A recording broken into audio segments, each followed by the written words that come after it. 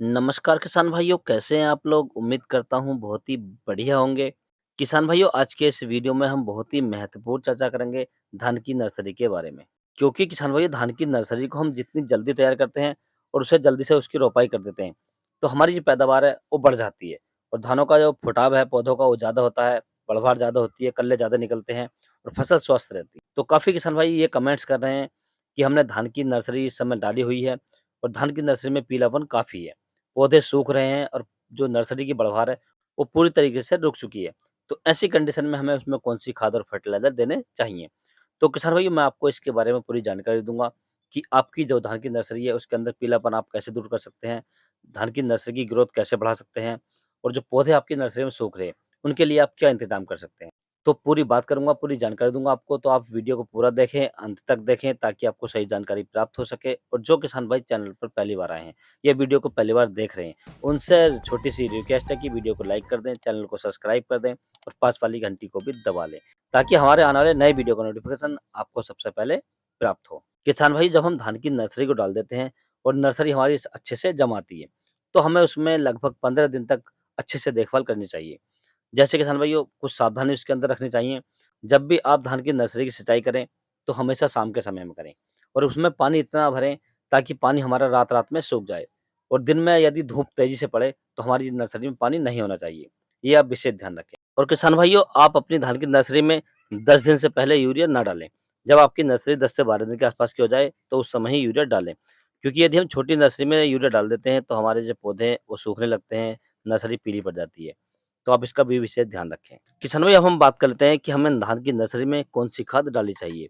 तो किसान भाई, मैं आपको इसमें 2 तरीके से खाद बताऊँगा। यदि आपकी नर्सरी नॉर्मल है, तो आप वो दूसरी खाद डाल सकते हैं। यदि आपकी नर्सरी की बढ़वार रुकी हुई है, पीली पड़ रही है, पौधे सूख रहे हैं, तो आप दूसरी खाद डाल सकते हैं। किसान भाई, सबसे पहले हम बात कर लेते हैं, जब हमारे धान की नर्सरी नॉर्मल है, उसके अंदर कोई बीमारी नहीं है और हम केवल बढ़वार करना चाहते हैं। तो किसान भाई, मैं जो इसमें आपको डोज़ बताऊँगा, ये आपको 1 एकड़ की धान की नर्सरी के लिए बताऊँगा। अर्थात आपने यदि 6 किलो धान की नर्सरी डाली है, तो मैं उसके लिए बताऊँगा किसान भाइयों। आप अपने हिसाब से इसे घटा-बढ़ा सकते हैं। तो आपको 250 ग्राम तो लेना है सल्फर, जो 80% डब्ल्यूडीजी आता है। इसके साथ में आपको 500 ग्राम लेना है यूरिया, जो नाइट्रोजन 46% वाली आती है किसान भाई। और 250 ग्राम आपको लेना है कार्ट ऑफ हाइड्रोक्लोराइड, जो 4% जीआर में आता है। इन तीनों को आप अच्छे से मिक्स कर लें। इसे आप अपनी नर्सरी में शाम के समय में बखेर दें और बखेरने के बाद आप हल्की सिंचाई कर दें। सिंचाई इतनी करें ताकि रात-रात में पानी सूख जाए। आप देखेंगे कि आपकी नर्सरी की ग्रोथ जो है वो जल्दी से होने लगेगी और पौधों में एकदम हरापन आ जाएगा और धान की नर्सरी एकदम स्वस्थ रहेगी किसान भाइयों। और धान की नर्सरी लगभग 20 से 22 दिन में पूरी तरीके से तैयार हो जाएगी। तो पहली खाद को आप इस प्रकार से डाल सकते हैं। अब हम दूसरी खाद की बात कर लेते हैं। जब हमारे धान की नर्सरी में पीलापन हो, पौधे सूख रहे हों और धान की नर्सरी की जो बढ़वार है वो पूरी तरीके से रुक चुकी हो।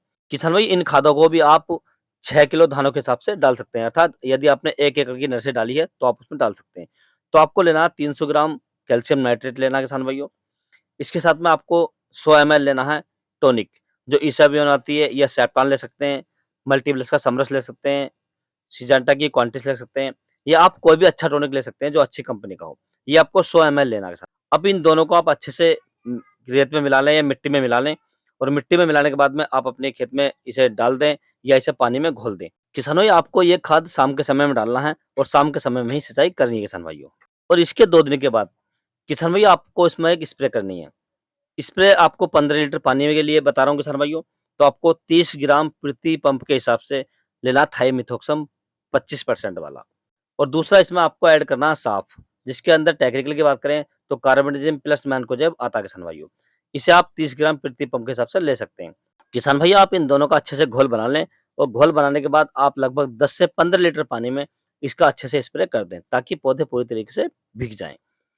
इसके बाद आप देखेंगे कि आपकी धान की नर्सरी का जो पीलापन है वो भी दूर हो जाएगा, पौधे जो सूख रहे हैं वो भी रुक जाएँगे और जो आपकी धान की नर्सरी है, उसकी जो ग्रोथ है वो बहुत तेज़ी से होने लगेगी किसान भाइयों। यदि किसान भाई आप इन खादों को समय से लगाते हैं और सही मात्रा में लगाते हैं और पानी का आप विशेष ध्यान रखते हैं, शाम के समय में उसकी सिंचाई करते हैं, आपकी जो धान की नर्सरी वो लगभग 18 से 20 दिन में तैयार हो जाएगी किसान भाइयों और आप अपने धान की रोपाई जल्दी से जल्दी कर सकते हैं।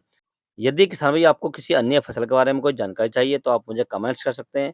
यदि मेरे द्वारा दी गई जानकारी आपको अच्छी लगी हो, वीडियो पसंद आया हो तो वीडियो को लाइक करें, शेयर करें और चैनल को ज़रूर सब्सक्राइब करें। Thanks for watching my video.